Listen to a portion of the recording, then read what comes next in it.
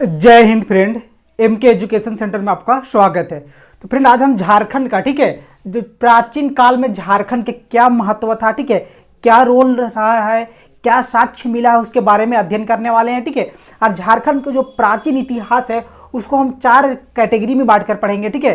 पहला में आपका मौर्य काल, मौर्योत्तर काल, गुप्त काल और गुप्तोत्तर काल, ठीक है। ये 4 जो भाग दिख रहे हैं आपको, ये 4 भागों में हम बांट कर पढ़ेंगे, ठीक है। आप पूरी डिटेल के साथ पढ़ेंगे। अब आपको रटने की आवश्यकता नहीं है, ठीक है, सिर्फ आपको इतिहास को समझना है, ठीक है। तो रटना मना है। तो आज हम पूरी कहानी को पढ़ेंगे, मौर्य काल में झारखंड का क्या रोल रहा था, ठीक है। तो फ्रेंड, बिना देरी किए हुए चलिए शुरुआत करते हैं।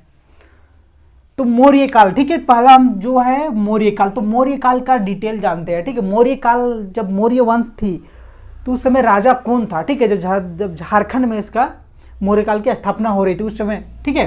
तो इसका जो राजा था मौर्य वंश का, ठीक है, उस समय तो मौर्य वंश थे।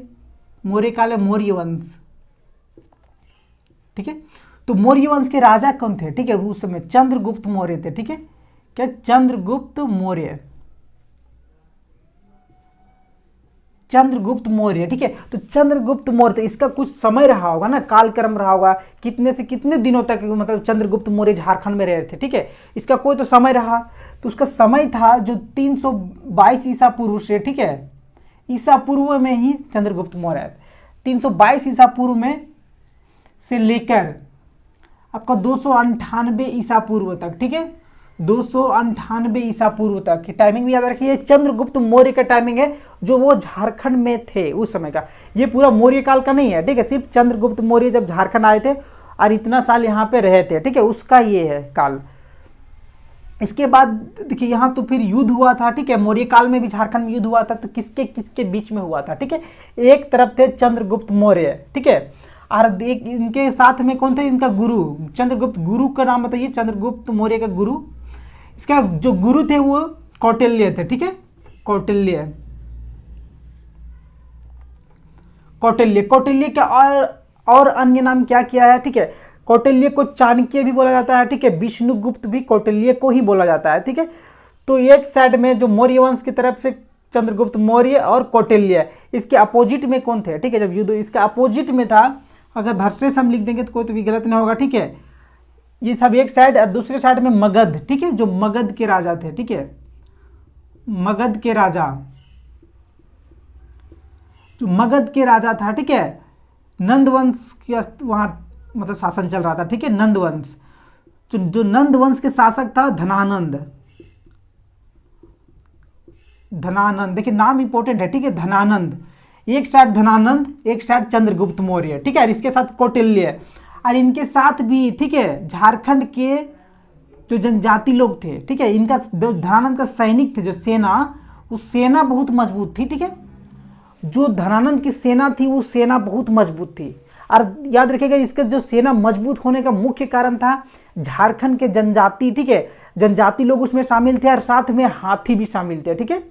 इसका सेना, धनानंद का सेना मजबूत होने के कारण था झारखंड के जनजाति लोग, ठीक है, इनके साथ में थे, ठीक है, और हाथी, क्या लिखते हैं, जनजाति, ठीक है, सेना में जनजाति लोग भी शामिल थे प्लस में हाथी भी, इसीलिए इनका सेना बहुत मजबूत हो गया था, ठीक है, धनानंद का। और इनका युद्ध किसके साथ हुआ, चंद्रगुप्त मौर्य के साथ। मान के चलिए युद्ध यहाँ पे हुआ, रणभूमि है, ठीक है, युद्ध यहाँ हुआ दोनों के बीच, इसके और इनके बीच यहाँ युद्ध हुआ, जिसमें इनका धनानंद के पराजित हुआ, ठीक है, हार गए धनानंद, और चंद्रगुप्त मौर्य का विजय हुआ। मतलब चंद्रगुप्त मौर्य जीत गए, धनानंद हार गए। तो देखिए अब पराजित हो गए धनानंद, तो ऑलरेडी अब चंद्रगुप्त मौर्य आपका यहाँ अपना मौर्य वंश की स्थापना कर देंगे, ठीक है। तो यहाँ पे जो नंद वंश को हटाकर, ठीक है, जहाँ नंद वंश को हटाकर, ठीक है, मौर्य वंश की स्थापना कर दिए, ठीक है, क्योंकि वो पराजित ऑलरेडी धनानंद हो चुके थे, तो अपना ये मौर्य वंश की स्थापना यहाँ कर दिए। इतना कर दिए, ठीक है, लेकिन फिर भी परेशानी था, क्योंकि धनानंद को तो पराजित कर दिया, लेकिन झारखंड को प्रॉपर, ये मगध जो है बिहार एरिया में आता था, ठीक है। तो ये बोले कि झारखंड बहुत इंपॉर्टेंट है। झारखंड के बारे में चंद्रगुप्त मौर्य ये भी कहे हैं कि इंद्रवाना की जो नदियां हैं, ठीक है, उसमें हीरे प्राप्त किए जाते थे, ठीक है। इंद्रवाना की नदियां जो आज का ईब एवं जो संख इलाका है, ठीक है, उस समय इंद्रवाना की नदियां बोला जाता था, वहां पे हीरे प्राप्त किए जाते थे। ये कौटिल्य के अर्थशास्त्र में मिलता है, ठीक है, उसका ग्रंथ अर्थशास्त्र में। और इसमें बताते हैं कौटिल्य ने अपने जो अर्थशास्त्र है इसका ग्रंथ, उसमें जो झारखंड को वर्णित किए हैं वो कुकुट या कुकुट देश से, ठीक है, ये भी याद रखिएगा, क्वेश्चन पूछता है, ठीक है, कुकुट देश, कुकुट या कुकुट देश कौटिल्य ने अपने ग्रंथ अर्थशास्त्र में झारखंड को उल्लेख किए हैं, ठीक, कुकुट नाम से। अब इनका अर्थ क्या होता है, तो इनका अर्थ होता है कुकुट, या कुकुट के अर्थ की बात करें तो गणतंत्रात्मक होता है, ठीक है। और ये कौटिल्य ने कुकुट एवं कुकुट देश अपना अर्थशास्त्र में दर्शाया झारखंड को, तो ये भी याद रखिएगा, ठीक है। और जो इंद्रवाना की नदियां में हीरे प्राप्त होते थे, ठीक है, इसके लिए अब यहाँ बात आता है कि झारखंड को अपना कब्जा में चंद्रगुप्त मौर्य क्यों लेना चाहते थे। तो इनका मुख्य कारण यही था, पहला बात यहाँ तो बिजनेस के पर्पज़ से बहुत इंपॉर्टेंट था, क्योंकि मगध से ऊपर से लेकर ठीक दक्षिण भारत की ओर जाने के लिए झारखंड बीच में पड़ता था, तो झारखंड को अपना अधीन में रखना बहुत इंपॉर्टेंट था चंद्रगुप्त मौर्य के लिए, ठीक है। और दूसरा बात आर्थिक कारण भी था कि यहाँ पे इब्र जो नदी थी, ठीक है, इंद्रवाना की नदियाँ, वहाँ से हीरे प्राप्त होते थे, ये भी बात था। और युद्ध लड़ने के जो उपयोगी क्षेत्र है इसके लिए भी झारखंड को कब्जा करना चाहते थे, ठीक है। ये 2-3 कारण हैं जिसके कारण ये चंद्रगुप्त मौर्य झारखंड को अपना पक्ष में करना चाहते थे। लेकिन झारखंड में अपना पक्ष करने से पहले आपको अभी भी और पहले भी जनजातियों को अपना पक्ष में करना होगा, ठीक है। तो चंद्रगुप्त मौर्य भी सोचने लगे जनजाति लोग तो भैया धनानंद के गठबंधन में है, ठीक है, धनानंद के सैनिक में शामिल है, तो वो सबको कैसे अपना नियंत्रण में किया जाए, ठीक है। जनजाति लोग के, जनजाति तो ऑलरेडी इधर हैं, ठीक है, नंदवंश धनानंद की तरफ से, तो इसने दिमाग लगाया, ठीक है, कि कैसे किया जाए जनजाति लोग को अपना तरफ। तो चंद्रगुप्त ने दिमाग लगाया और एक आठवीं पदाधिकारी का नियुक्ति कर दिया, ठीक है। आठवीं आपने भी सुना होगा, ठीक है, आठवीं का नाम आठवीं पदाधिकारी, आठवीं पदाधिकारी का नियुक्ति किया। और इसके ये तो आठवीं के एक पदाधिकारी थे, इसके और 4 गो, ठीक है, मेंबर थे, ठीक है, नीचे स्टेप का, ये मेन आदमी हो गया, आठवीं पदाधिकारी की नियुक्ति हुआ, इसके नीचे के 4 मेंबर थे। तो 4 मेंबर में थे एक आपका नागाध्यक्ष आ जाएगा, ठीक है, नागाध्यक्ष।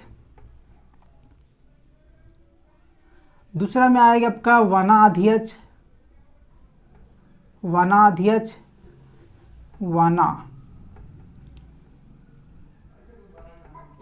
वनाध्यक्ष, ठीक है, नागपाल और वनपाल,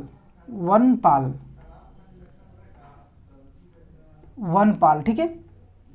तो ये आपका 8वीं के ही मतलब मेंबर थे, ठीक है, ये जो थे मेंबर ये 8वीं के। यार इनका क्या काम बताया गया था चंद्रगुप्त मौर्य के, इनको बताया गया था कि जैसे भी करना है भाई लोग तुम लोग को, ठीक है, ये जो जनजाति है, जनजाति तो धनानंद के साथ मिल गए हैं, उसको किसी तरह वहाँ उसको गठबंधन को तोड़ना है तुम लोग को, और इस जनजाति को हमारा अधीन में करना है, मतलब हमारे नियंत्रण में करना है, जैसे भी करना है, तो ये तुम लोग के काम है, ठीक है। तो 8वीं पदाधिकारी लोग जो थे इनका काम मिल गया, क्या 2 काम मिला, जनजातियों को अपने नियंत्रण में करना, ठीक है, चंद्रगुप्त मौर्य की तरफ अपने नियंत्रण में करना जनजातियों को, ठीक है। और दूसरा था जो गठबंधन इनके साथ हो गया था, ठीक है, धनानंद के साथ, वो शत्रुओं के साथ जो गठबंधन हुआ था, शत्रुओं का गठबंधन तोड़ना, ठीक है, मेन मुख्य काम था ये, ठीक है। ये जो अधिकारी का नियुक्ति हुआ है इसीलिए हुआ था कि जनजातियों को अपना तरफ करो और शत्रुओं के साथ जो गठबंधन हुआ है उसको तोड़ दो, मेन काम तुम लोग का यही है। इसीलिए 8वीं पदाधिकारी का नियुक्ति चंद्रगुप्त मौर्य किए थे, ठीक है। उसके बाद चंद्रगुप्त मौर्य के बाद यहाँ तक इनका रोल यहाँ समाप्त हो जाता है, ठीक है। उसके बाद इनके पोता जी आते हैं, ठीक है, इनका पोता कौन थे, तो इसको हमें पहले मिटाना होगा, ठीक है। उसके बाद अब चंद्रगुप्त मौर्य का पोता के नाम बताइए, ठीक है,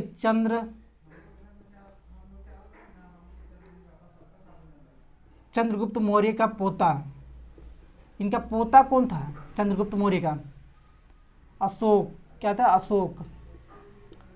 अब अशोक इनका पोता था, तो इनका समय जो समाप्त हो गया, ठीक है, चंद्रगुप्त मौर्य का झारखंड में। तो उसके बाद अशोक आया था, अशोक का जो समय रहा उसका भी कुछ समय रहा होगा, ठीक है।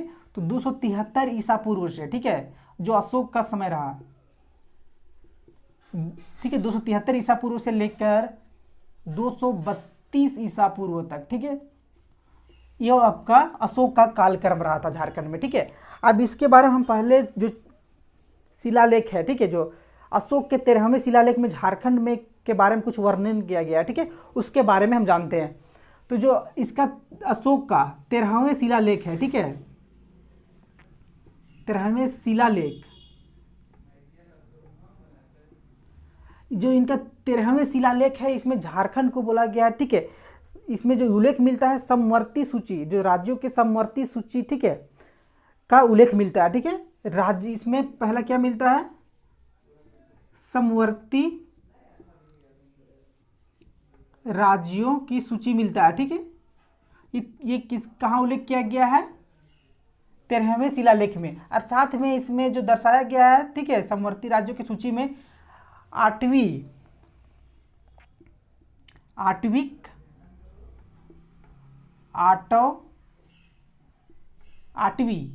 मतलब ये क्षेत्र का भी उल्लेख कहाँ पे है, 13वें शिलालेख में है, ठीक है। अशोक का 13वें शिलालेख में ये भी है। और ये आठवीं के जो क्षेत्र दर्शाया गया उसमें जो एरिया आता है, ठीक है, जो बघेलखंड जो आज का, ठीक है, बघेलखंड से लेकर उड़ीसा का जो समुद्र तट है, ठीक है, उड़ीसा का जो समुद्र तट एरिया है वहां तक, ठीक है, ये आठवीं का मतलब क्षेत्र लंबा था, ठीक है। आठवीं का क्षेत्र का मतलब जो बघेलखंड था, ठीक है, बघेलखंड से लेकर पूरा उड़ीसा तक, ठीक है, उड़ीसा के समुद्र तट तक आठवीं क्षेत्र का, ठीक है, विस्तार था, जिसमें झारखंड भी था, ठीक है, जिसमें झारखंड भी क्या था, शामिल था, झारखंड भी, ठीक है, इसमें झारखंड भी शामिल था। तो इन्होंने इसका उल्लेख मिलता है, ठीक है, किसमें, इसका 13वें शिलालेख में, अशोक का 13वें शिलालेख में। लेकिन इसमें आठवीं पदाधिकारी का ये नियुक्ति चंद्रगुप्त मौर्य करके गए थे कि नियंत्रण में करना है। तो अशोक ने जो जनजातीय लोग को, ठीक है, जनजाति लोग को प्रत्यक्ष रूप से तो वो नहीं कर पाए नियंत्रण, थी, लेकिन अप्रत्यक्ष रूप से नियंत्रण कर लिए थे, ठीक है। याद रखिएगा, अप्रत्यक्ष रूप से नियंत्रण, किसका नियंत्रण, ये जनजातियों का नियंत्रण, ठीक है, मतलब जनजातियों पर अशोक का प्रत्यक्ष रूप से नियंत्रण हो चुका था, ठीक है। उसके बाद अशोक सोचे कि देखो अब यहाँ तो नियंत्रण भी हो चुका है, ठीक है, अब नियंत्रण हो गया, तो इसमें सोचा कि अब धर्म प्रचार करवाते हैं, अपना जो धर्म मानता है उसको प्रचार करवाते हैं, ठीक है, झारखंड एरिया में। तो धर्म प्रचार के लिए अशोक ने एक दल बनाया, ठीक है, धर्म प्रचार के लिए अशोक ने एक दल बुलाया, ठीक है, मीटिंग बुलाया। और मीटिंग में जितने भी सदस्य लोग आए उनको बांटा गया अलग अलग भागों में, तुमको इधर जाना है, तुमको इधर जाना है, मतलब एक एक एरिया तरफ मिल गया, ठीक है। ये 4-5 एरिया में इधर गए, ठीक है। और एक जो दल गया ये आठवीं जनजाति के पास भी गया था, ठीक है, आठवीं जनजाति के पास एक गया अपने धर्म के लेकर, ठीक है। तो अब ये भी बात आता है कि कौन धर्म मानते थे अशोक। तो अशोक जो मानते थे वो बौद्ध धर्म मानते थे, ठीक है, बौद्ध धर्म, ठीक है। तो बौद्ध धर्म के प्रचार के लिए अलग अलग दल बनाए और दल को अलग अलग क्षेत्र में भेज दिए कि आपको धर्म प्रचार करना है। तो एक आठवीं जनजाति के पास भी गया, ठीक है, धर्म प्रचार के लिए। और जो ये दल जो गया था, अलग अलग दल गए धर्म प्रचार के लिए, तो आठवीं के पास जो दल आया था इसका जो मुख्य अधिकारी को बोला गया था रक्षित। और एक क्वेश्चन पूछा गया था, ठीक है, अशोक के द्वारा जो दल भेजा गया था धर्म प्रचार के लिए आठवीं जनजाति के पास, उस अधिकारी को क्या बोला जाता है, तो रक्षित, ठीक है, क्या बोला जाता है, रक्षित। और ये सब 13वें शिलालेख में उल्लेख है, ठीक है। उसके बाद एक अशोक का एक और शिलालेख था, ठीक है, अशोक का एक और शिलालेख था जिसका नाम था पृथक कलिंग शिलालेख 2, ठीक है। ये भी पृथक कलिंग शिलालेख 2 ये भी अशोक का शिलालेख है, जिसमें क्या बोला गया, जिसमें बोला गया कि जो उड़ीसा के समवर्ती जो राज्य थे, ठीक है, जो समवर्ती इलाका था वहाँ जो जनजाति बसे हुए थे, अविजित जनजाति, ठीक है, उन जनजातियों के बारे में बोला गया कि ये जनजाति अविजित जनजाति को, ठीक है, इनको अविजित